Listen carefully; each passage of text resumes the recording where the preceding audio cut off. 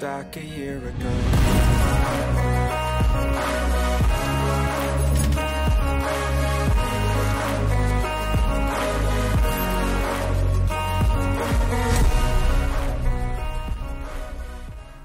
Welcome, everyone, to another episode of the Beer Bound Podcast. Today, we are joined by Stephen Beaumont. Suffice to say that Stephen is a beer expert, as well as a widely recognized writer on spirits, food, and travel, having covered these fields for over 30 years.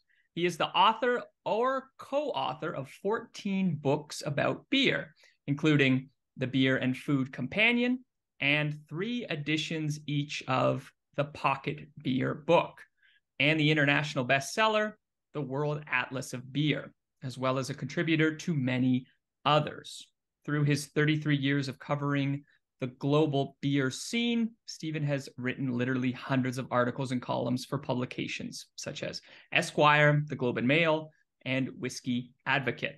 In 2018, Stephen published We'll Travel for Beer, 101 Remarkable Journeys Every Beer Lover Should Experience.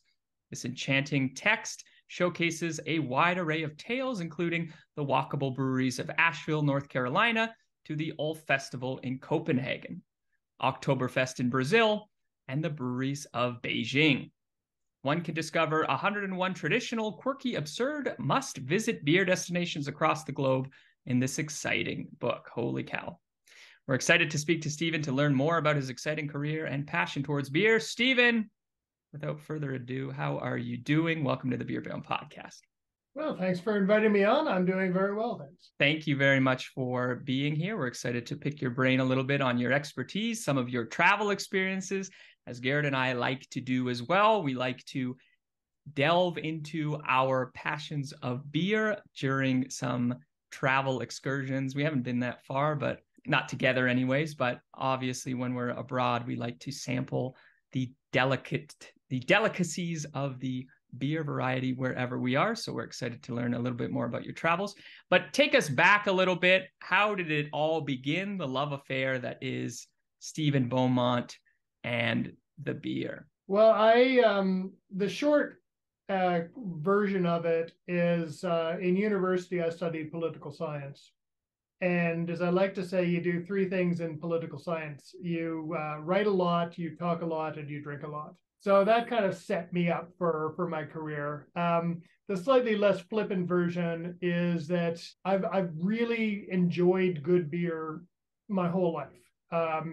Even when my friends and I were underage drinkers, there were beers that we preferred over other beers. We had palates. We knew that when we were at the local pub in Oakville and we could afford it, we could actually get imported beer, which tasted so much better than domestic beer at the time. And so we had this passion for it. And when I got out of university and was trying to kind of find my way, my other passion was writing. I thoroughly enjoyed writing. I wanted to do it professionally. But without journalism school, in the late 80s, nobody was going to hire me for a newspaper or magazine straight out of school. So I freelanced. And after a little bit of freelancing, I kind of settled on beer as a good specialty. Nobody was doing it. I saw the potential in it and started writing about beer in 1990 and just never looked back. So, Stephen, where are you from? You're from Oakville, Ontario, originally, about an hour outside of the city? Originally from Montreal, but like half of Montreal, I moved to Ontario with my parents during the reign of the Parti Québécois, when all the head offices were moving out of Montreal. So I was the last child at home with my parents. I'm the youngest of 3, and I got to come with them, finish my high school in Oakville, and then I went to York University after that. Okay, so most of your upbringing was in Southern Ontario, closer to Toronto. What was it like growing up in sort of the Toronto bubble, I guess you could say, maybe into your teenage years? Was beer a common aspect that revolved around folks in their teen years? Would you say this culture has persisted into what it is today? How do you see the culture in terms of, has it changed? Is it the same? Well, it's not very politically correct to say today, but I was drinking before I was the age of 19. I was a regular in my local pub in Oakville before I was 19. And in fact, on my 19th birthday, I went in and forced them to card me. So, and they laughed. I mean, they knew me, right? Yeah. So it was something that was part of my and my friends' kind of normal lives. We would go down to the pub. When I started at York University, that was before the subway extended all that way. You had to go up to Windsor and then take a bus to York. But whenever we could, we would hop on that bus, come downtown, and spend some time in the city, enjoying different bars, clubs, that type of thing. And then at year 2, I moved into the city and commuted the other way. I figured I was spending more time in the city anyway, so I might as well be downtown and commute to school rather than be at school and commute downtown. So jump ahead. You're obviously a Toronto guy, having lived here for quite some time. How has the city changed? Maybe over 3 decades, the 90s, early 2000s, and then the teens. What's really changed within the city in terms of beer and beer culture? The thing that I find really interesting, particularly it's a view among younger drinkers, is this notion that craft beer started in the 2000s, when in fact Brick Brewing opened in 1984 on Jim Brickman's birthday. Brick Brewing is now Waterloo Brewing. Jim Brickman was the founder and original owner. That's a long time ago. There's a lot of history. And yes, Toronto is seeing a lot of ups and downs. I would say, in the mid-1990s, you couldn't find a beer over 6.5% alcohol. You could barely find anything that was in a Belgian style. The breweries were very, very conservative. Now, they were good at what they did. I mean, back in that day, what eventually evolved into Side Launch Brewing up in Collingwood was Denison's Brew Pub in downtown Toronto on Victoria Street. And Michael Hancock was there brewing a fabulous Hefeweizen when you just could not get a Hefeweizen in Southern Ontario, period. So there was a lot that kind of went on in that period. I mean, my first book came out in 1994, and it was a Cross Canada Beer Guide, covering, I think it was 82 breweries, and those were all the breweries in Canada at the time. You compare it to 1,400 now, or I think we're losing them, so maybe down around 1,300 again. But that's a fundamental shift. And in terms of the beer scene in Toronto, I'd say the big important change was the success of Bellwoods. There had been breweries doing unusual beers, more inventive, more innovative stuff before Bellwoods, but Bellwoods kind of proved to everybody that you could do this stuff and be successful. And once that was, it took them about a year to cement that. And once that was cemented, then I think a lot of breweries kind of went, you know what, we can start doing interesting stuff. We can get a barrel program going. We can start experimenting with high hopping rates. We can start doing this. We can start doing that. And that's where the whole beer scene in Southern Ontario got a lot more creative. Oh, it's definitely well known. The quintessential king of sour beer, the Jelly King, as I've heard maybe a couple times before. But yeah, that's definitely and they have a really strong following, right? And it's still strong. I think maybe to your point, Stephen, we've seen some breweries over the last few years are, up and coming, and maybe it fades off a little bit, at least maybe, I don't know, in our discussions. But yeah, Bellwoods is just keeps chugging along. Well, Bellwoods is, to a certain degree, it's a hype machine, which is not to say that they're not making good beer. They certainly are, but they consume so much of the oxygen that I think other breweries that are at least as good or better sometimes get lost in the ether around Bellwoods. I remember being up at Bar Hop. I live just south of Bar Hop on King Street. This was before Christmas, and there was a tourist couple in town, and they were interested in beer, and they were asking the bartender, who was young, about where should they go, what breweries should they see, and the bartender said, "Oh, you've got to see Bellwoods. That's definitely a stop." And they're getting, okay, where is Bellwoods? How do I get there? They got all that stuff. Then the bartender went off to serve somebody else. I said, Bellwoods is good, but there are other places you can go where you can go to more good breweries all in one cluster. And I said, you can go up to the Junction, you can go to Indy, you can go to Shacklands, you can go to Reinhard without, breaking a sweat. You can go out east, and you can go to Godspeed and Leftfield and Eastbound. Just these clusters. You go to Bellwoods, and you're just going to Bellwoods. Yeah, right? There's nothing else around there. Well, maybe you go up to College and over it for a little more of a trek. And there's a couple more, but yeah, I see what you're saying. I don't know what they end up doing, but that was my advice. Bellwoods did a really good job in positioning itself next to one of the coolest pieces of, not infrastructure, but pieces of urban planning that exists in Toronto, being right next door to Trinity Bellwoods Park. If folks aren't familiar, Toronto, that's kind of the hipster mecca of the city. Maybe not the best metaphor, but kind of a stomping ground for young Torontonians to come, particularly in the summer, and enjoy kind of a Canadian beach, which is, we don't really have good beaches up here. So it's grab a blanket, sit in the park, go to Bellwoods and get some sour beer and sit in the park. And I think the important thing too is that they were in on Ossington before Ossington went nuts. So there were about 4 or 5 businesses on Ossington that really changed the street around. I mean, I remember when the only licensed establishments on Ossington were karaoke bars that you really didn't want to go into because they were kind of suspect, and there was rumors of triad activity and all this kind of stuff. But Bellwoods was one of those businesses that went in there, started the change, and now, of course, Ossington is one of the most famous strips of bars and restaurants in the city. Yeah, definitely. The corridor sort of from Queen Street up to Dundas is just, it's hard to even describe how that the vibrancy, the urban flair that exists. It's always very lively. There's a lovely vegan, I don't know if it's entirely vegan, but an ice cream shop that does very well, Bang Bang Ice Cream.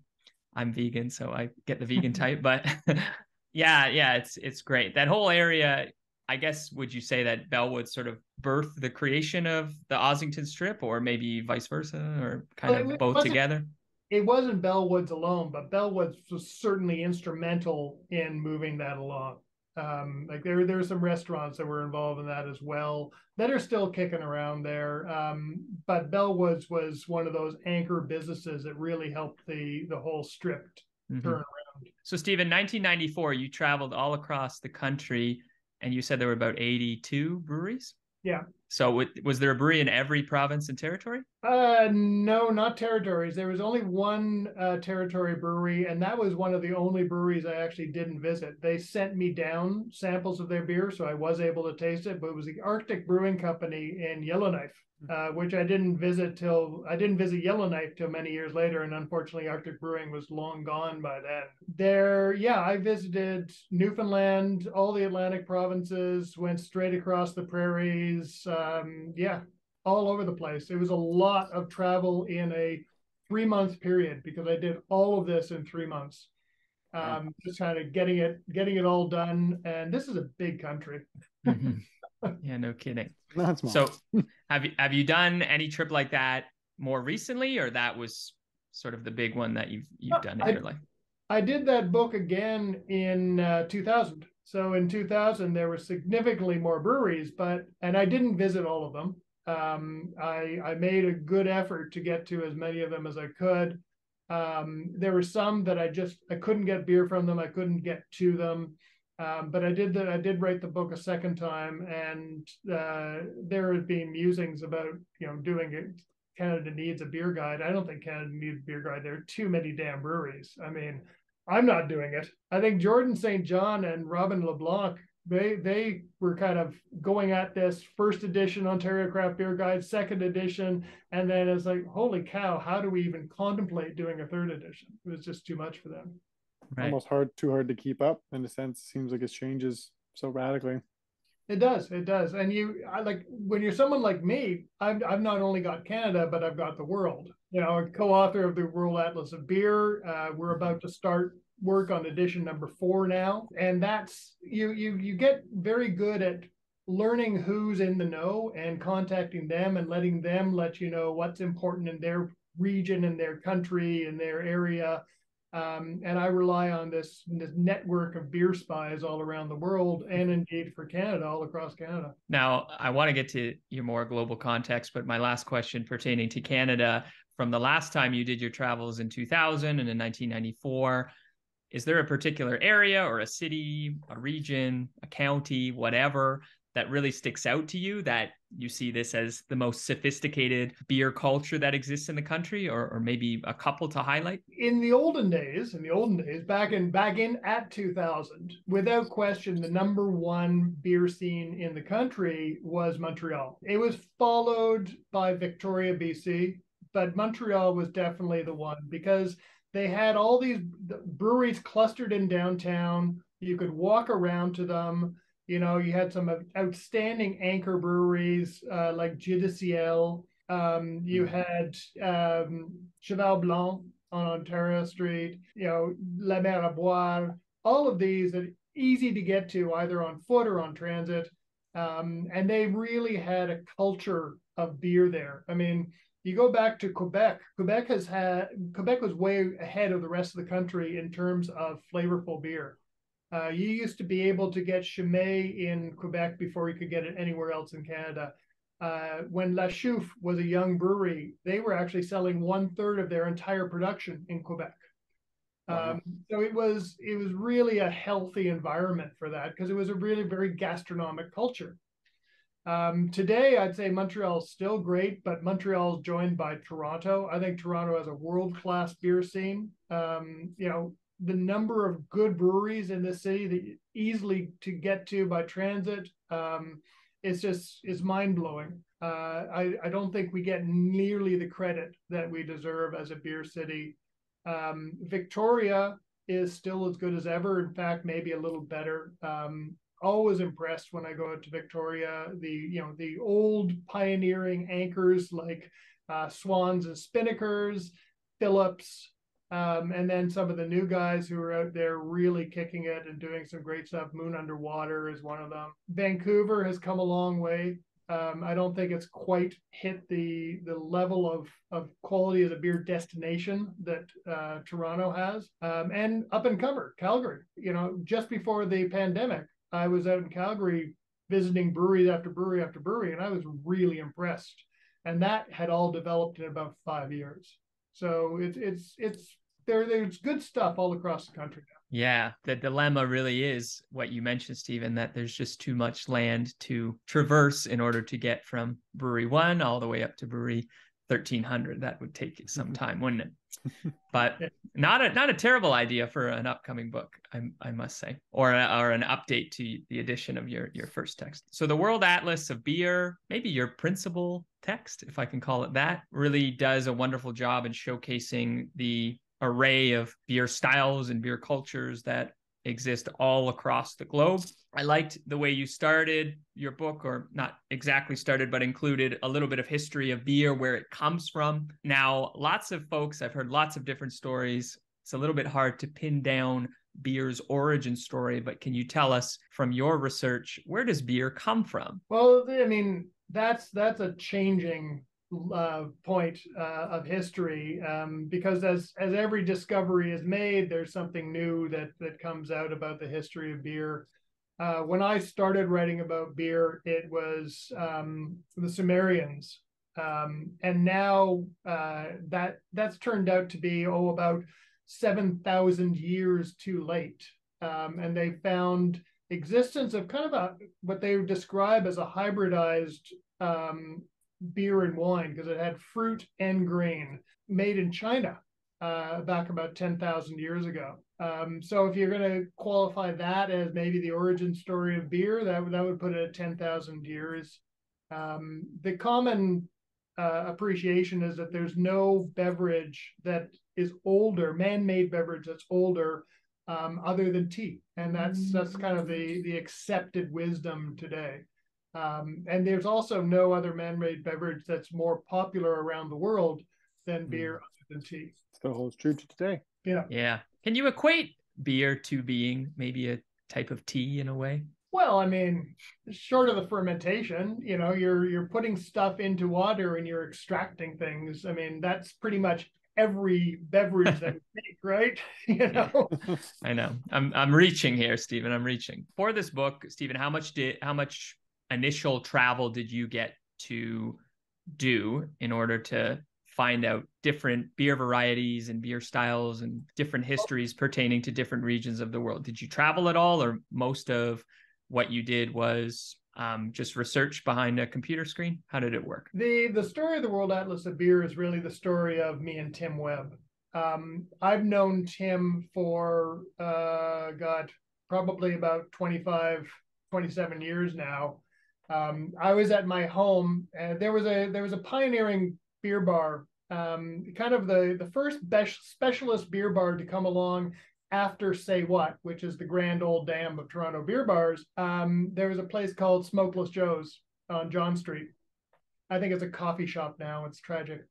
But Smokeless was actually owned by a guy named Sergey. And I was sitting at home just finishing my dinner and cleaning up with my wife at the time.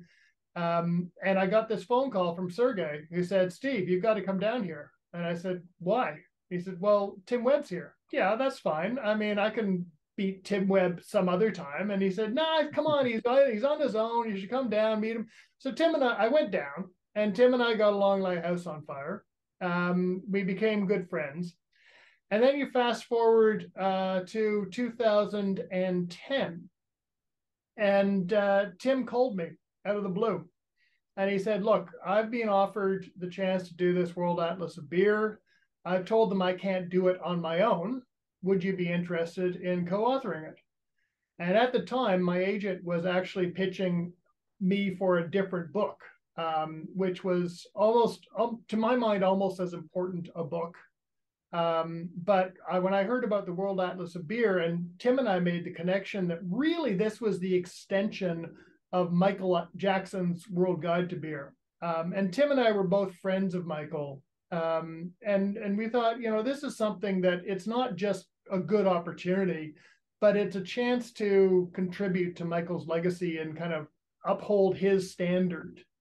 So I thought that was a good idea. And I called my agent and I said, "Forget about the other book. I'm doing this one. Oh, and by the way, you have a new client because it's my co-author and you're going to negotiate for both of us."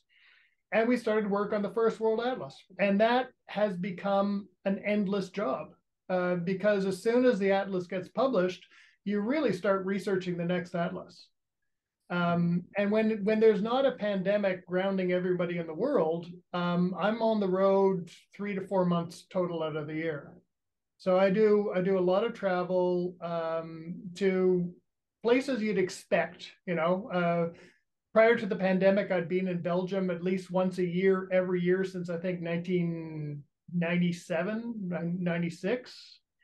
I go travel regularly to England, to Germany. I'm heading back to the Czech Republic this spring, but also emerging places. One of the most, I say this regularly, one of the most exciting young beer cultures in the world is Mexico. Mexican craft beer is really on the rise. Brazilian craft beer, I'm heading to Brazil in 2.5 weeks. They're doing really, really interesting stuff down there and learning and growing and getting better so quickly. And then a lot of people don't know that the number one country in Europe for number of breweries is now France. So France is an important place now. Italy, I mean, the list goes on. There's almost anywhere you turn around, there's an emerging beer culture going on. So it's fascinating, and it does require, yes, a lot of travel. We use our spies. We get people to report back to us and give us insight and information. But it's also important to be there and taste on the ground and talk to the brewers. For sure, that's pretty neat. And first of all, I want to say I'm very jealous of how much you travel. I would love to get around the world and drink a few beers. And the fact that you've been to Belgium for at least once a year for the last little while, it's on my bucket list. So I definitely would love to go there. So maybe, I know you mentioned you use your beer spies to sort of give you the insight on the ins and outs. But when you're planning your trip, is there any rhyme to reason on where you go first, the order of stops to get certain information? Maybe you could tell us about that planning process. Well, my trips come together in very different ways. I mean, I've always got to have some kind of income source happening as well, because I am fully freelance. I don't have any other job than this. So I could be working on 2 or 3 different stories, which might dictate that I have to go to this part of this country or this part of this city or something like that. If I can't, sometimes I get trips arranged around conferences. In Brazil, I'm going down to judge their national beer competition, and talking about how much Brazil has grown. They have over 4,000 entries in their national beer competition this year. So there's that, and there's a conference, and there's a beer festival. So I get to spend a couple of days judging beer, which of course I don't know what beer I'm judging, but I'm getting kind of an overview of different beer styles. Then I speak at the conference, then I get a couple of days just wander around the festival and tasting things from various breweries. And a lot of the breweries will recognize me, and they'll want to showcase their beers for me. They'll ask me to come over. And that's just the way that I get kind of, and I talk to a lot of people who are locals and say, okay, what's got the buzz going? Who's interesting? What should I taste? The last trip I made, actually before COVID shut everything down, was this exact trip down to southern Brazil for this conference and festival. And I was researching Catarina Sour at the festival. Catarina Sour is a specifically Brazilian style of beer. It's a kettle sour, but it's made in a really, really fresh way with local fruits. So you get that vibrancy of fruit that is so often lacking in a fruited kettle sour in North America. And it was really amazing to me, because I'm a kettle sour skeptic, but it was amazing to me to go around this festival and have these, in some cases, really unlikely combinations that shouldn't work together, but somehow they do.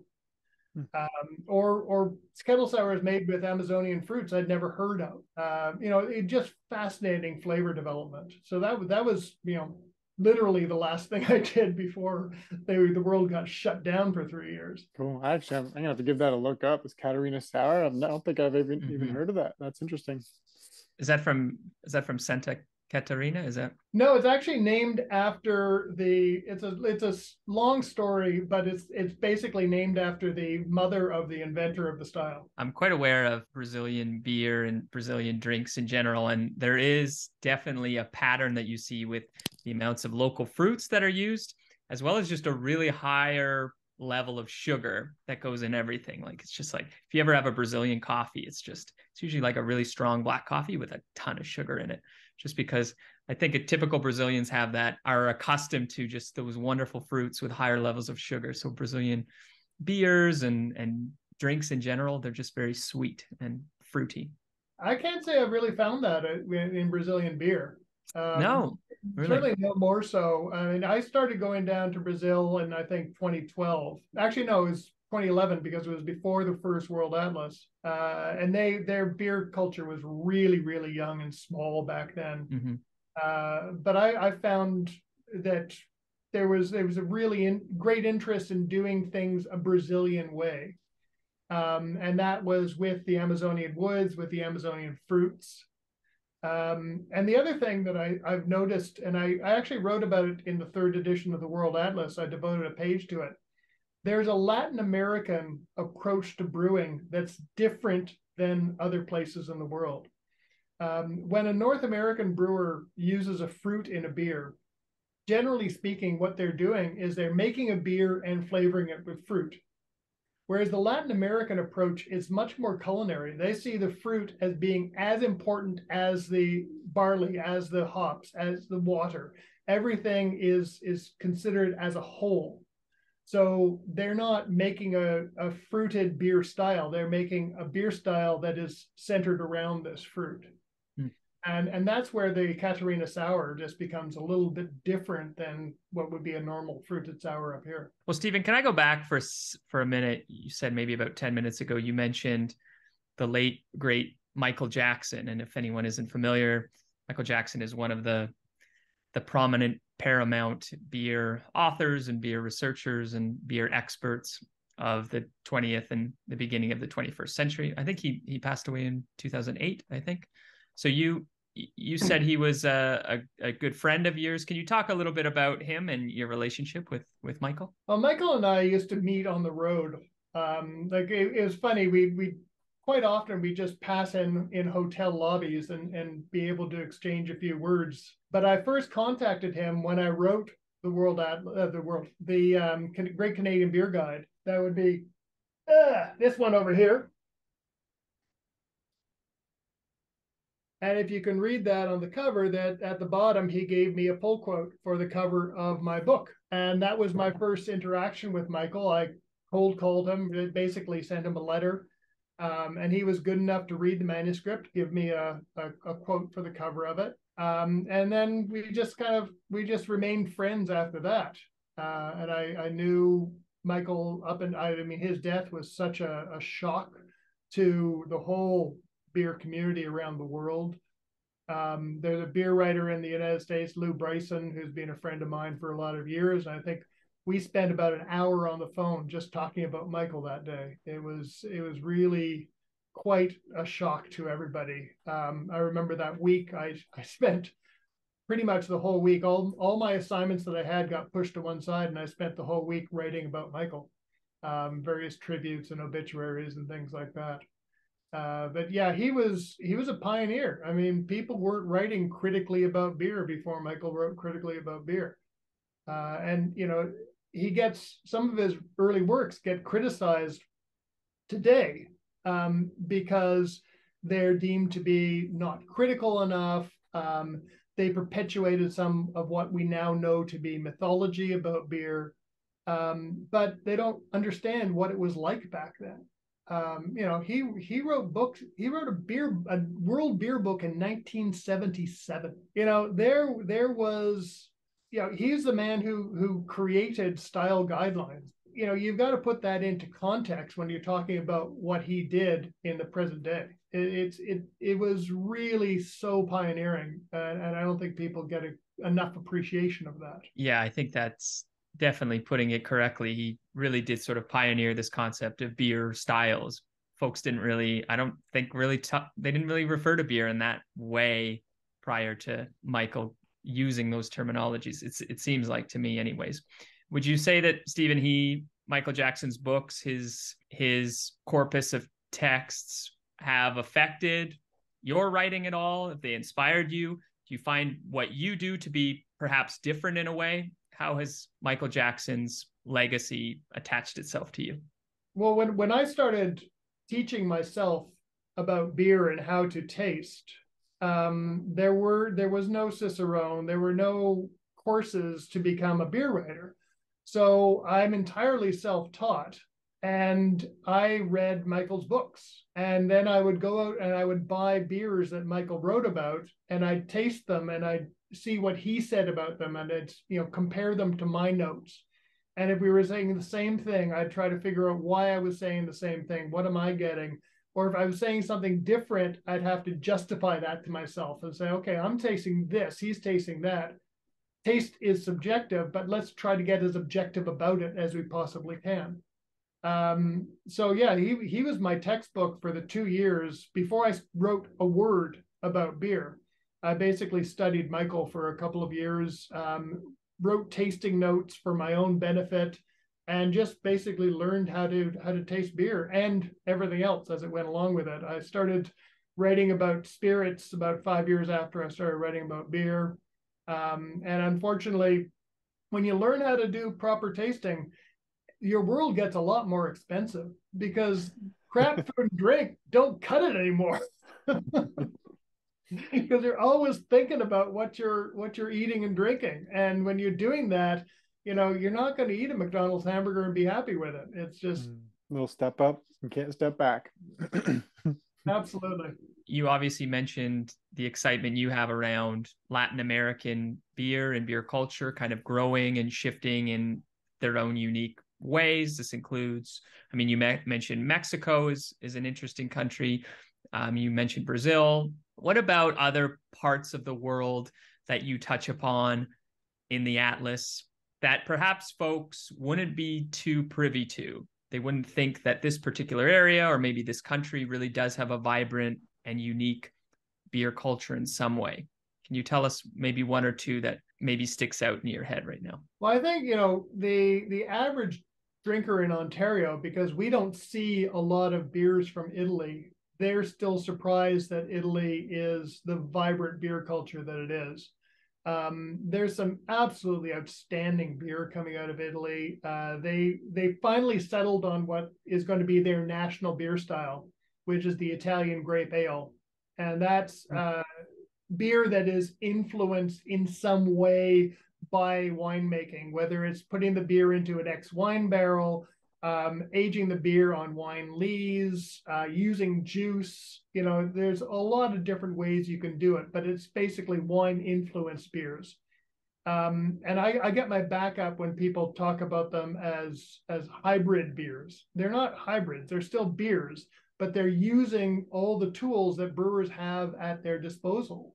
When you have a Kriek from Belgium, you don't say it's a hybrid between beer and cherry pop. You say it's a cherry flavored beer. And that's what the Italian grape ales are. They're using their wine culture, which they have in abundance, to help direct their brewing. Very exciting. For the second World Atlas of Beer, we were talking about China as a potential growth country, because the Chinese per capita consumption of beer is still very low. But their interest in beer was at the time very high, probably still is.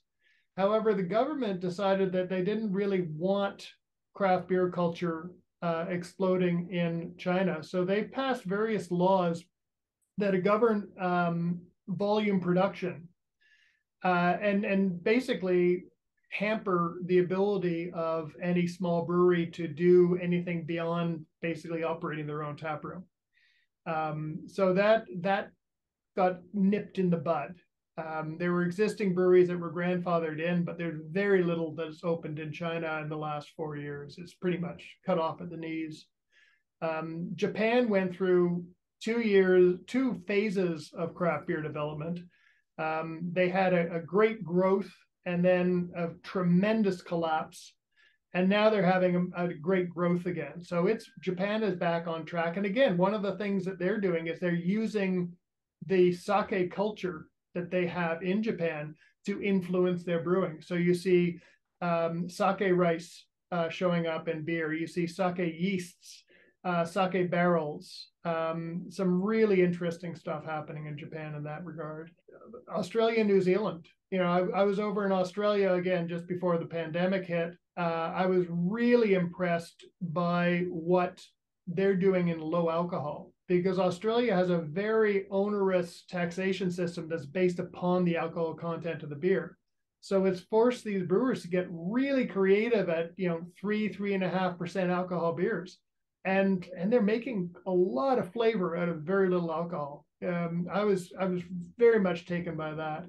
And New Zealand keeps trudging along. They also had a huge expansion, then a great collapse, and then got back into expansion mode again. And they're doing very well over in New Zealand as well.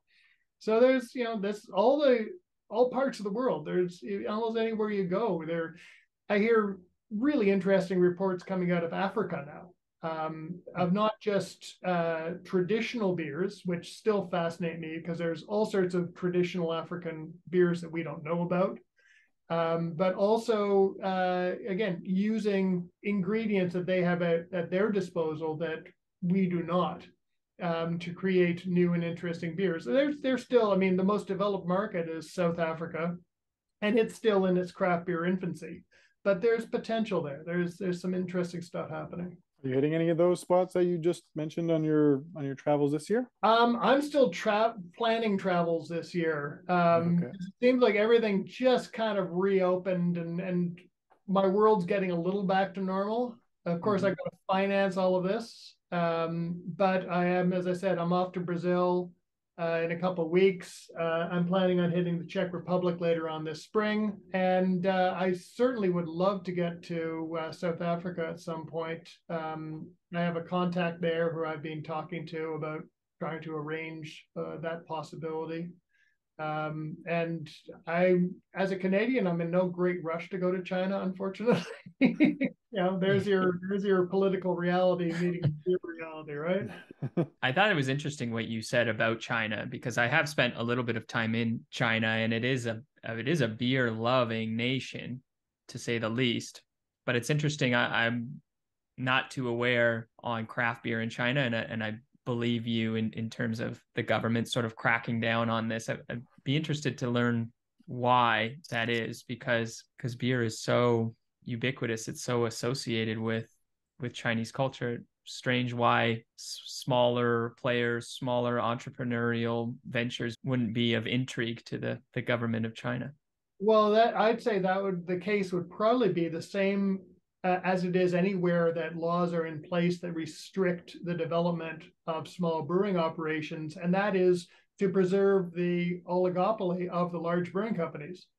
Snow is the #1 selling beer brand in the world, only in China. There's something like 3 of the top 10 beer producing companies in the world are all Chinese, and none of them are known outside of China except for Tsingtao. I think it might be 4 out of 12, actually, now that I'm thinking about it. Mm-hmm.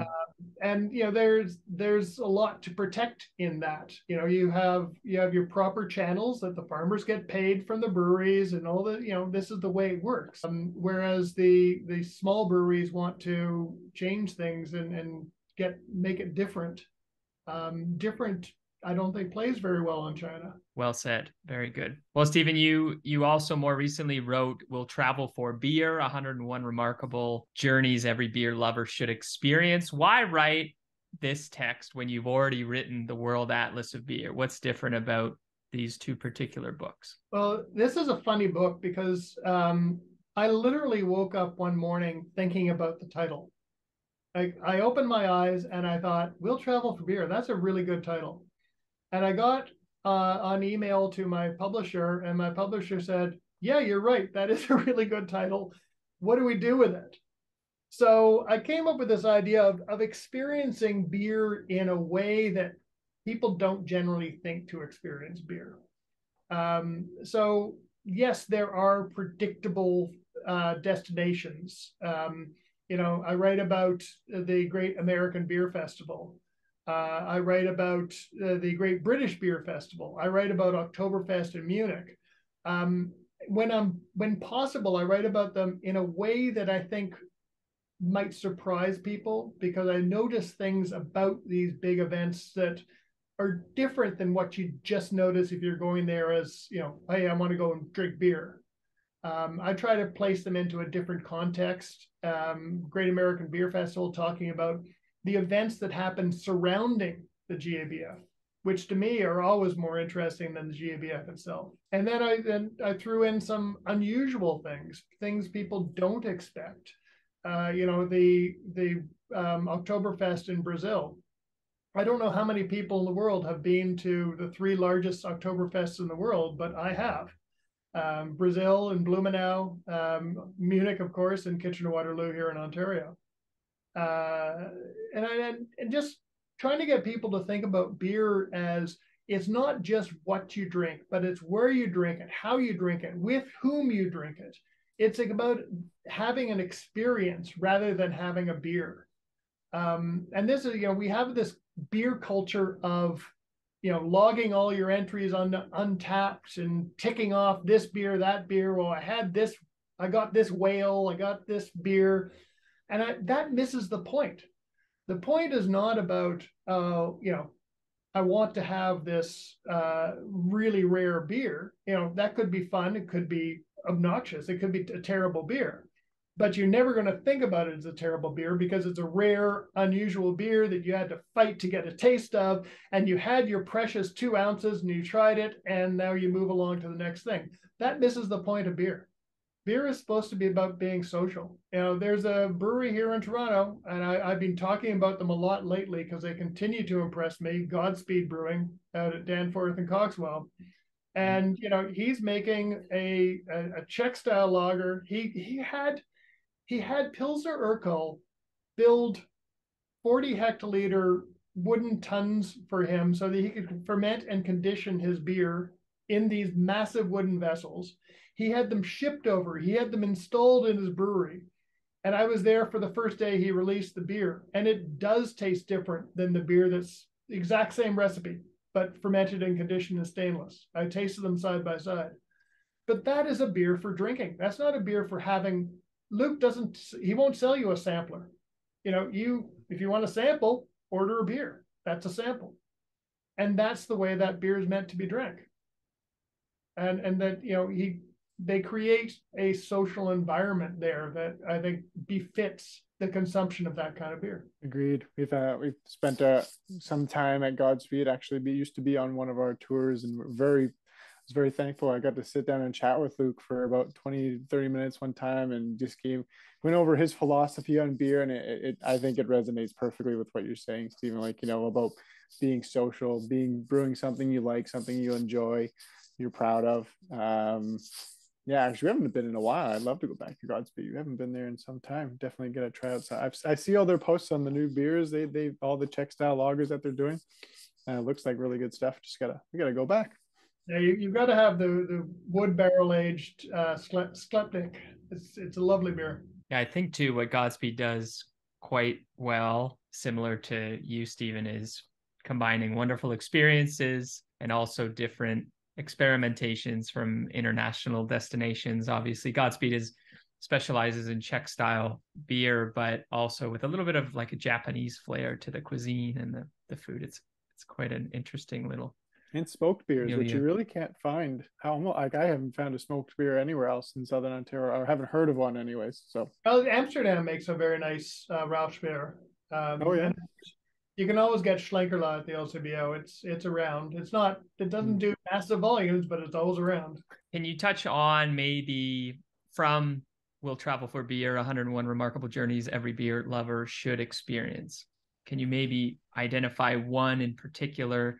You mentioned Oktoberfest in places in countries like Brazil, or even in Kitchener, not too far away from Toronto. But what else? What else should a beer lover experience if they were to have a free flight to anywhere in the world?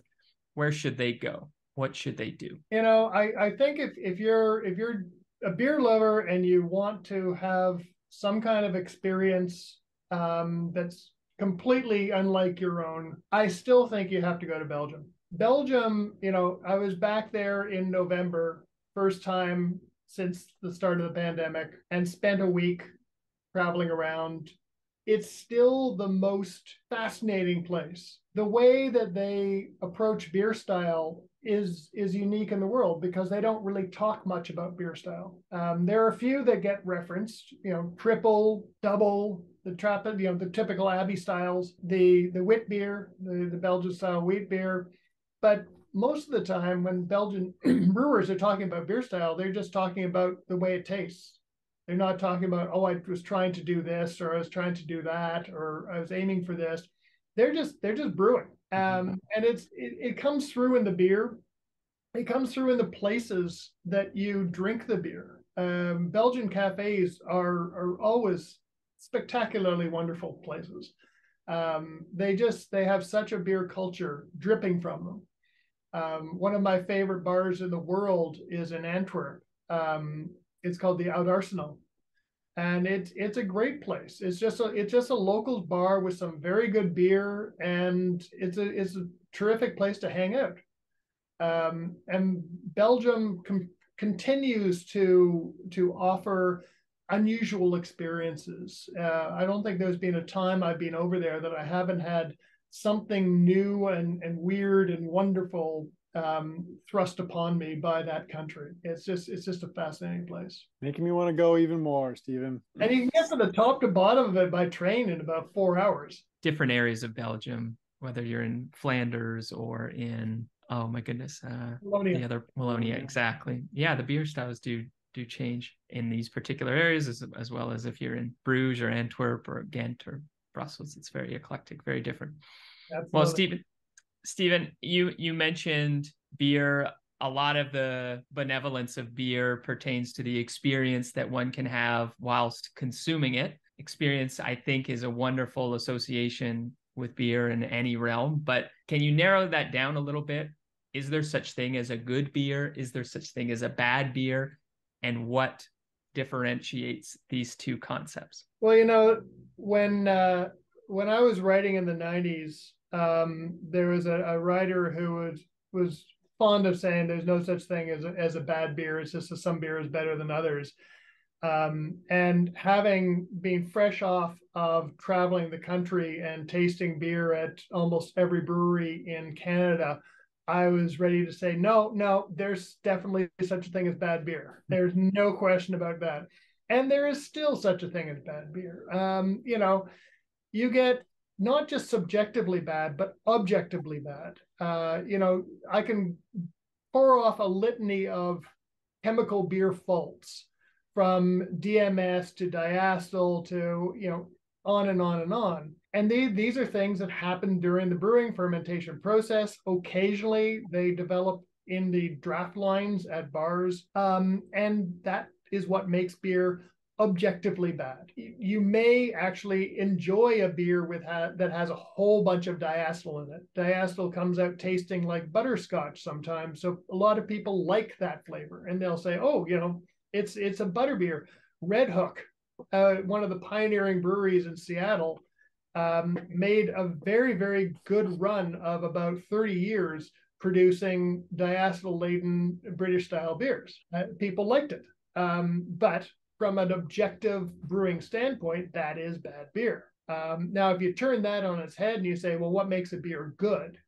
To me, the pivotal thing is balance. I remember many years ago, there was a beer brewed by a now defunct brewing company called Heart Brewing, and they made a beer called Dragon's Breath Pale Ale. And another beer writer at the time described it as, beautifully, wonderfully unbalanced. It's all hops. It's, all this gorgeous bitterness and all this kind of stuff, because I was talking about how balanced that beer was. I was serious. It was balanced because, yes, it was probably the hoppiest beer in Ontario at the time, but it also had a lovely kind of honeyish malt character that balanced out that hoppiness.